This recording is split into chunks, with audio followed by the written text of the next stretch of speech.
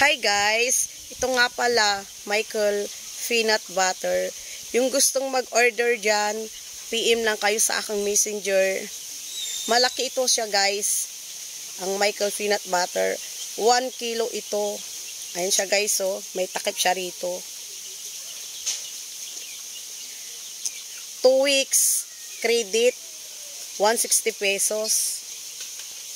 Ito naman siya guys, yung nabuksan na. Kasi nagpalaman kami kaninang umaga. Ito siya guys, oh. Masarap ito. Hindi siya matamis, hindi rin matabang. Sakto lang ang lasa. Pag bumili kayo nito, magugustuhan nyo dahil sobrang sarap. Hanapin nyo ito. Tikman natin guys. Harap. Kaya order na kayo guys. PM lang kayo sa aking messenger. Bye!